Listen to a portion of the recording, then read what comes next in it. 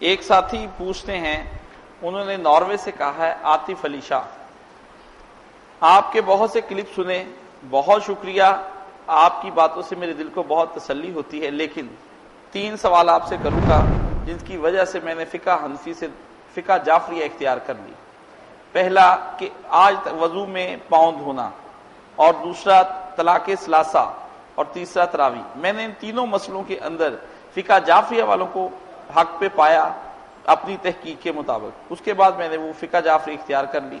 آپ اس کے بارے میں مجھے وضاحت فرمائیں کہ آپ کے ہاں اہل سنت کے ہاں بھی کوئی ایسی چیز موجود ہے کہ جو ان تینوں چیزوں کے بارے میں ویسے دلائل فراہم کر سکے؟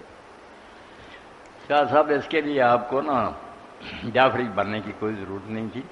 باقی اگر آپ حنفی سے جعفری ہو گئے تو کوئی نہیں، اسلام میں حنفی بھی تھے تب بھی مسلم تھے، جعفری ہو گئے پھر بھی مسلم ہیں، کوئی ایسی بات نہیں کہ آپ اسلام سے نکل گئے۔ مگر مسئلے جو آپ نے بیان کیے ان کے لیے کیا جعفری ہونے کی ضرورت تھی؟ جن چیزوں میں جعفریوں کا اور دوسرے لوگوں کا اختلاف ہے یہ نہیں کہ پاؤں دھونے، یعنی وہ اور باتیں، جن میں سے بنیادی بات جو ہے نا وہ امامت کی ہے، کہ شیعہ حضرات جو کہتے ہیں حضور کے بعد 12 آدمی جو ہے نا ان کو بھی خدا نے مقرر کیا، آپ علم دیتا ہے، وہ غلطی سے پاک ہیں، اور جیسے نبی کو کوئی شخص نہیں مانتا کافر ہے، اسی طرح جو ان 12 کو نہیں نہ مانتا اس کی سب باتیں ضائع ہیں، وہ ہمیشہ دوستی ہے۔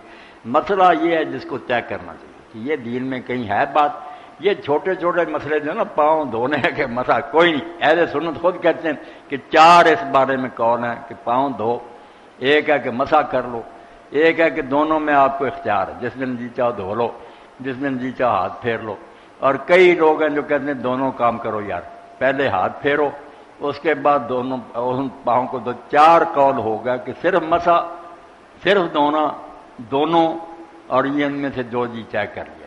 یہ خود اہل سنت کی کتابوں میں موجود ہے۔ اس کے لیے آپ کو جعفری ہونے کی کیا ضرورت تھی؟ مسح کرنا تھا تو کر لیتے، مگر دلائل اتنے نہیں جیسے آپ سمجھنے کہ بہت دلائل بدنی ہیں۔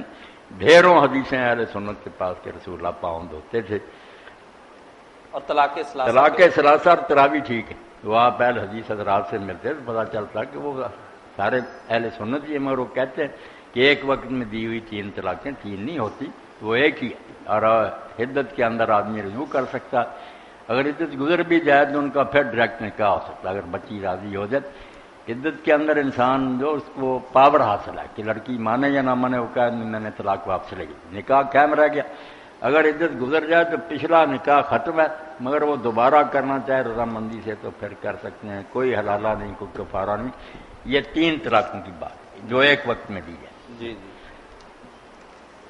تراویح کے بارے میں بھی ہمارا موقف واضح ہے۔ تراویح کے بارے میں شاہ صاحب سنتے رہتے ہیں، میں کہتا ہوں یار یہ نفل نماز اکیلے اکیلے پڑھا کرو، خود حضرت عمر ان کے بیٹے اور ان کی اولادیں بھی نا کوئی اس نماز میں شامل نہیں ہوتے تھے، اکیلے پڑھتے تھے، کہتے بہتر ہوئی ہے اس کے لیے بھی آپ کو کیا جعفری بننے کی ضرورت ہے، آپ نفل نماز اکیلے پڑھ لیا کہ کوئی مسائل وہ ڈھونڈے جن میں سچ مچ اختلاف ہے جس کا کوئی حل کیا جائے۔ امامت، مسئلہ امامت پر غور و خوض کریں۔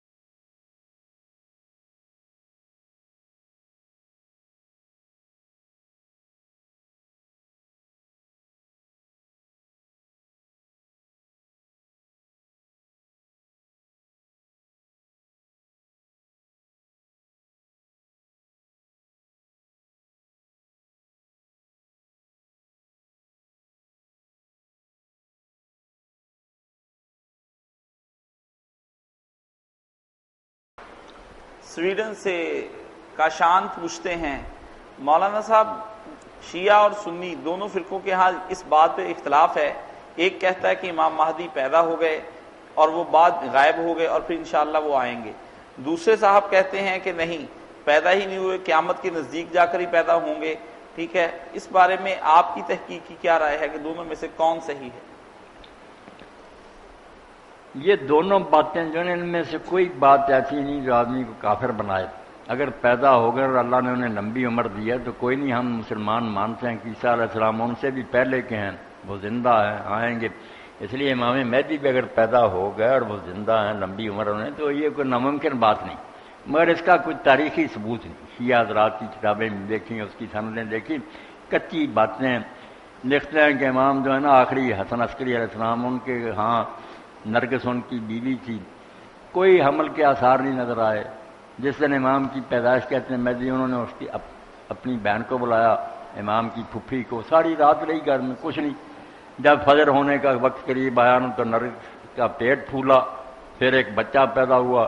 یہ ایک افسانہ جو کتابوں میں لکھتے ہیں، سند کمزور، یہ خود مانتے مجہول، کوئی ثبوت دے دے نا تاریخی کی پیدا ہوا تو کوئی ایسی بڑی بات نہیں، ٹھیک ہے اللہ لمبی عمر دے سکتا، اہل سنت کی بات ہی ٹھیک ہے، قریب قیامت کے نا پیدا ہوں گے، اس وقت یہ اللہ تعالیٰ ان کی مدد کرے گا، اسلامی حکومت قائم ہوگی۔